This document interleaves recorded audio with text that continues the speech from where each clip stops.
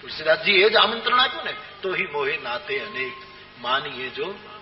ઘણા લોકો મને પૂછે છે કે અમારે ગુરુ કરવા છે, ગુરુ મળતા નહીં. તમે કરવામાં પડોમાં, ગુરુ કરાય નહીં, તમે પાકો, આવશે.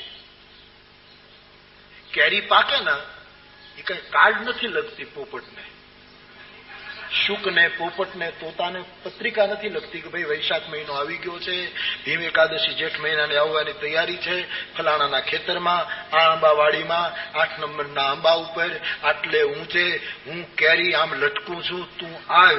એમ કોઈને કહેતી કેરી પાકે એટલે શુક આવી જ જાય. એમ શિષ્યત્વની કેરી પાકે એટલે કોઈ સુખદેવજી જેવો ગુરુ આવીને ઉભો રહે. આ નિયમ છે. ગોતવા જાઓ અને કરવા જાઓ તો જે માણસો, ગુરુ આખી પરંપરા બહુ સમજાણી નથી આપણે. અદભુત પરંપરા. સંતો જે જીવે છે, મહાત્માઓ, રામકૃષ્ણ દેવ તમે લો, જેટલા મહાપુરુષો, આચાર્યો જે આપણે ત્યાં થયા, વર્તમાનમાં પણ જે હોય, એની ગુરુ પરંપરાને સમજો.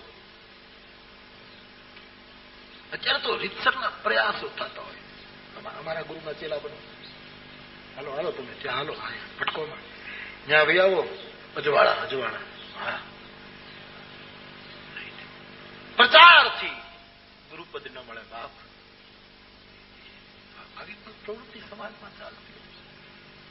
સાચો ચેલો પોતાના ગુરુનો પ્રચાર ન કરે, એને પોતાનો ગુરુને પચાવીને જાનોગનો બેસી જાય. એને ગુરુને પચાવી પ્રચાર કરવાની કોઈ ગુરુની સાચો. ઘણા ચેલાઓને એમ જ હોય કે મારા ગુરુને પ્રચાર કરો. નહીં, ચેલાઓએ, શિષ્યોએ આ કરવાની જરૂર જ નથી. પ્રચાર કોઈ પતિવ્રતા સ્ત્રી પોતાના પતિને ઈશ્વર માનતી હોય, એ બીજી બધી બૈરાઓને કહેવા જાય કે તું આને ઈશ્વર માન. કોઈ ભૂલ કરે છે? સીધી વાત છે. કોઈ પતિવ્રતા નારી પાડોશમાં જઈને બૈરાઓને એમ નહીં કે આ મારો ધણી, મારો પતિ છે, પરમેશ્વર છે, તું એને માન, ઓલી મારે. અને મૂર્ખ લોકો આને પૂજો. નહીં, સાચો શિષ્ય તો એ છે, એક ગુરુ મળ્યા પછી શાંતિથી બેસી ગયો.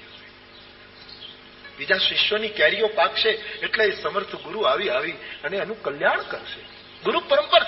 ગુરુ તો મારી દ્રષ્ટિમાં કોઈ પૂછે તો ગુરુ એટલે તો ગુરુ પેદા કરવાની ટંકશાળ છે. ગુરુ ચેલા પેદા નથી કરતો, ગુરુ પેદા કરે, એનું નામ ગુરુ છે.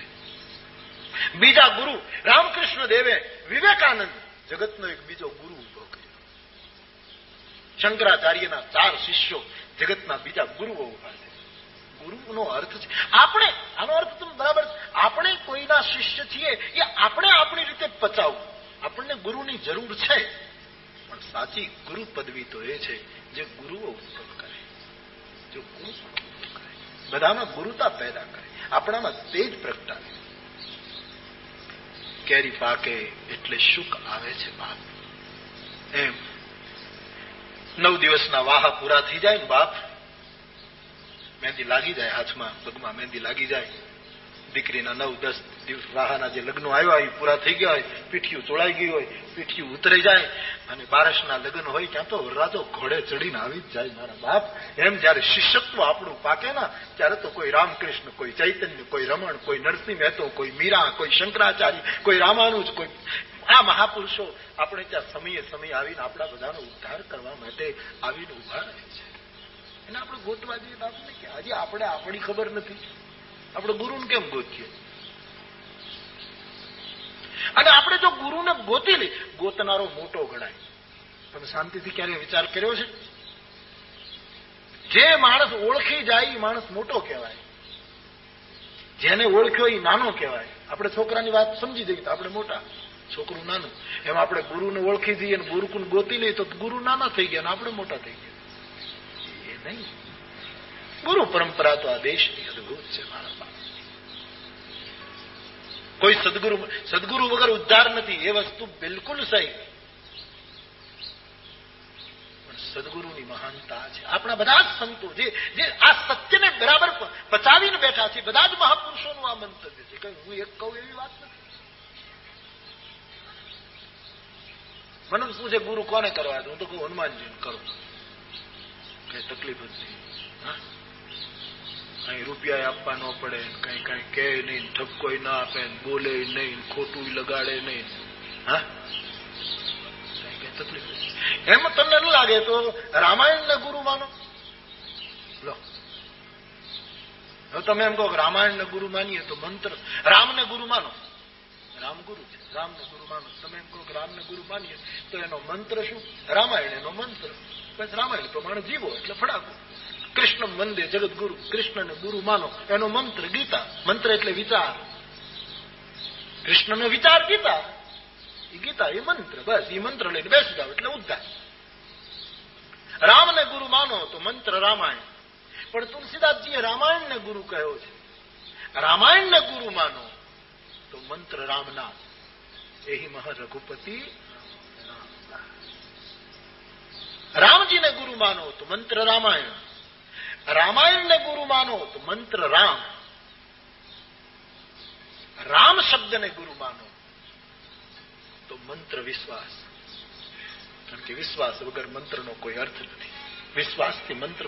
રામ શબ્દને તમે જો ગુરુ માનો તો મંત્ર વિશ્વાસ. વિશ્વાસને તમે જો મંત્ર માનો, ગુરુ માનો તો મંત્ર ભક્તિ. વિશ્વાસ ભક્તિ આખી બહુ લાંબી પરંપરા છે. આ એ પૂરા સર્કલ છે. પાછું ફરી ફરીને ત્યાં પહોંચ જવાય. આખી પરંપરા, ચાહે કૃષ્ણથી ઉપાડો, ચાહે શિવથી ઉપાડો, ચાહે આપણા મહાપુરુષોથી, વર્તમાન જગતમાં જે ગુરુ તરીકે જે મહાપુરુષો હોય એની પરંપરા તમે લો, આખું સર્કલ પૂરું થાય છે. રામ ગુરુ તો રામાયણ મંત્ર, રામાયણ ગુરુ તો રામ નામ મંત્ર, રામ નામ મંત્ર, રામ નામ ગુરુ તો વિશ્વાસ મંત્ર, વિશ્વાસ સદગુરુ તો ભક્તિ મંત્ર. સદગુરુ વગર મંત્ર મળે નહીં, વિશ્વાસ વગર ભક્તિ નહીં, શંકર વગર ભક્તિ ન મળે. ભવાન શંકરો વંદે શ્રદ્ધા વિશ્વાસ. અને ભક્તિને ગુરુ માનો તો સમર્પણ મંત્ર. ભક્તિ કરો એટલે સમર્પણ કરવું જ પડે. ભક્તિને તમે સદગુરુ માનો કે અમારે બીજું કઈ નહીં, અમારી સદગુરુ ભક્તિ, તો મંત્ર થશે સમર્પણ. સમર્પણને તમે ગુરુ માનો તો મંત્ર થશે સમતા. વિષમતા વાળા સમર્પણનો કોઈ અર્થ નથી જગતમાં. એનો મંત્ર છે સમતા. જ્યાં સમતા આવી એનું સમર્પણ બરાબર. સમર્પણ આવ્યું ત્યાં સમતા આવી. સમતાને ગુરુ માનો. એકદમ સમતાને જયારે આપણે ગુરુ માનીએ તો મંત્ર છે ત્યાગ. અને ત્યાગને ગુરુ માનો તો મંત્ર છે વૈરાગ્ય. વૈરાગ્યને ગુરુ માનો તો મંત્ર છે અનુરાગ. અનુરાગને ગુરુ માનો તો રામ હી કેવલ પ્રેમ પ્યારા. રઘુનાથજીને ગુરુ માનો તો મંત્ર રામાયણ. રામાયણને ગુરુ માનો તો મંત્ર રામ. રામને ગુરુ માનો તો મંત્ર વિશ્વાસ. વિશ્વાસને ગુરુ માનો તો મંત્ર ભક્તિ. પૂરી સાયકલ છે.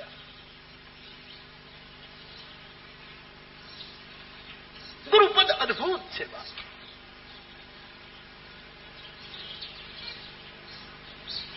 તુલસીદાસજીએ ગુરુ ચરણ રજની બહુ મહિમા ગાઈ અને હું પણ કેટલું કયા કરું છું ગુરુ ઉપર. પણ એને ઘેલછાથી ન પકડશો. મારી તમને વાત જ એ છે, કથાથી અજવાળા થવા જોઈએ. કઈ જરા અંધકાર ન પેદા થયો. તમે વિચાર કરો કે જે મહાપુરુષની ચરણ ધૂળીને આપણે આટલી બધી મહાન ગણીએ છીએ એનું જ્ઞાન કેટલું મહાન હશે. જે જ્ઞાનને લીધે એ મહત્વ પામ્યો અને એટલે એના ચરણની ધૂળ આપણે પકડીએ તો એનું જ્ઞાન. એટલે ચરણ ધૂળી જરૂર પકડો, પણ એના કરતા પકડવાનું વધારે ઊંચું સ્થાન છે એનું જ્ઞાન પકડો, એનું સમજ પકડો, એના વિવેકને પકડો, એના જીવનની પદ્ધતિને પકડો. બંદવ ગુરુપદ પદમ પરાગ. તો મારે આપને એ કહેવું છે, બાપ કેરી પાકે એટલે ગુરુ આવે. કોઈ ને કોઈ સંત આવે, મહાપુરુષ આવી ઉભા રહે. વિવેકાનંદજીની કેરી પાકી નહીં ત્યાં સુધી ઘણા ગુરુ કરવા ગયા તોય ગુરુ દેખાણો નહીં. કેટલાને પૂછ્યું છે, પણ જયારે પાકી ગઈ ત્યારે એક મહાપુરુષ એવા મળ્યા, એ ગળું પકડી લીધું. ગળામાં કંઠી ન નાખી પણ ગળું જ પકડી લીધું.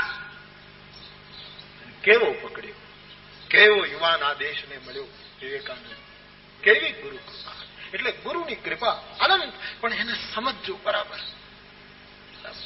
શિકાગોના એ ટાઉન હોલમાં વિશ્વ ધર્મ પરિષદમાં